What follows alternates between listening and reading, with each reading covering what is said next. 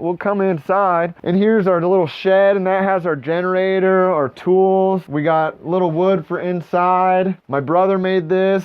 You know, it's not the most amazing piece of furniture in the world, but my God, we're not gonna throw it away. Normally we take off our shoes when we enter, but we're gonna make an exception this time. So now we are in the immaculate kitchen of our cabin here. Nothing spectacular, but you know, we got what we need and some. The oven wasn't here when we bought it. We brought the oven in, got some basic shelving, you know what I mean? Nothing spectacular. Don't mind the diet and the Whoppers. This was here, you know, the guy made this countertop. It's beautiful, you know what I mean? But this happened this year. It's not the most pressure in the world, but hey, it works. And then we can filter it, you know? We got a filter that hooks up to the well, goes through the filter, goes into the tank upstairs, which you'll see, and then we filter it through here. So we do filter it twice before we drink it. Haven't had it tested yet, but it passes the taste test with flying colors. The guy who built this house, his name is Wayne Sapp. He was from Iowa. Him and his wife bought this land and built the house. They were going to use it as a summer retreat, but then they had, before he finished the house, they had a big tornado storm that blew down their biggest barn in Iowa, and they needed money. So they ended up turning around and selling the place, and that's why we got it for such a good deal. But now I'm really glad. At first I saw it as like kind of a, gosh, I got this house, I don't know what to do, my Lord. But now I'm thankful because we've been able to do a lot more work outside, and I couldn't build something like this. You know, I just couldn't, not yet in my life, you know. Like I stated before, there are unfinished projects. You'll see, we put the wood stove in. It works amazing. It's an earth stove. It's not cast iron, it's steel. And yeah, that's our money maker right there. It really heats up. We heat up our water on it. A lot of times we got cast iron skillets we put on there, so we'll heat water and cook. Got this sweet little fan that spins as it heats, and that spins or pushes some air around. Got my unfinished mosaic, which is just gorgeous, I know. My God, everybody wants to buy one of these. Got a nice little hide-a-bed here, little corner area where we hang out. When it's clear, like right now you can see a little bit, but looking to the west, there's Mount Redoubt, which is a volcano. And yeah, our northern view of Storiski Valley. You'll see a lot of moose down there, hear wolves, coyotes at night. Doesn't take too much to heat.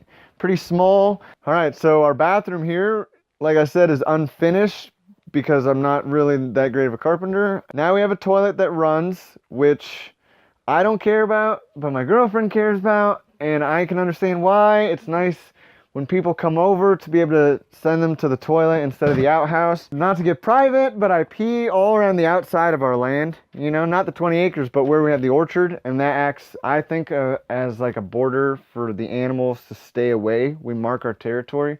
And I talk to my dogs like they're little humans. And I'm like, go pee on the borders. And I swear they do, man. So yeah, now we got a toilet, which is nice. But we would like to put a bath. Not sure if dimensions match up. We do have it plumbed for water, both hot water on demand system, as well as the cold water. So once I figure out a design that I want in here, which I'm having trouble with, we'll get it done, you know? But in the meantime, we go to Anchor Point. It's 8 miles away. And, you know, going to town to check the mail or whatever. And there's a nice laundromat, shower place.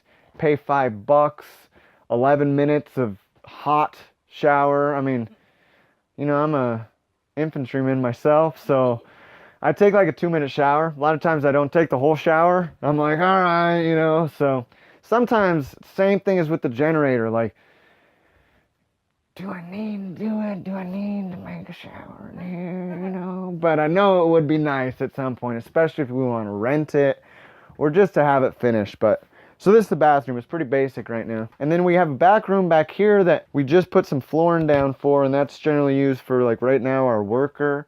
He stays in that back room, and we've had people visit. They stay in the back room, but yeah, that's just kind of storage right now. So walking up the stairs to my loft, which is actually a sauna when we have it heated up in here. It's a beautiful thing and a bad thing, you know, having a loft like this. We don't have an overhead fan, which we would really like to get, or some other fan up here. But when it's cold outside and you have the heat blazing up here, I mean, you're sleeping desnudo, which is Spanish for without clothes. Like, you can't be in clothes. It's so hot, man. We did have a house sitter stay here at one point, and she was really into, what's that, hot yoga, Bikram? Yeah. And she was like, this is the best yoga studio ever, you know, and she loved it. But same type of thing, floor's unfinished, you know, we got some carpet tiles, thinking about laying down, but then I'm like, oh, why should I got other things I want to do. But pretty simple, you know, got our bed, our little table area, a rocking chair, you know, a friend gave us, our little hot water heater. Earlier, I made a mistake because usually I have Levi, who's the plumber, fill up the water tank. You know, we run the well, fill up the water. Well, I was the one in charge, and of course, I'm Mr. Multitask, so I was building a fire at the same time, and it overflowed, you know? So we ended up having a little bit of water that went on the ground here underneath it, and I'm cleaning it up, so sorry for the mess. But it's our little closet space, you know, it ain't nothing spectacular, man, but it's easy, it's simple, you know, I don't spend a lot of time looking at what I'm gonna wear in the morning. I generally just put it on and go forth with my day. So yeah, I mean, it's nice up here, man. You know, you can sit in the rocking chair and look out to the north, and if it's winter, I mean, literally you can lay in bed and you can see the northern lights. I mean, my girlfriend's first winter was here in Alaska, her first winter. And on her birthday, October 1st of that year, I remember I woke, for some reason I had to wake up and go to the restroom, and I went outside on the deck and I looked up and they were just all over the sky. I was like, oh my God. I came upstairs like, Sunrisa, you gotta go, check it out. She's like, what? And she gets out there and literally just cries. She's just crying. Oh my God. Yeah, she was up for like 45 minutes, you know, like you can walk probably longer. Me, I've seen it so much, you know, I grew up in Nome, but seen it so much, it's like, oh yeah, the Northern Lights, it's great, you know, but it is really nice to be able to be in your own home, look out the windows, go on your deck. There's no light pollution, which is another huge quality in off-the-grid living. No light pollution. I see the stars. I see, you know, I wouldn't say Uranus, but I see some things out there, you know. And yeah, man, so it's nice. Yeah, this is the spot.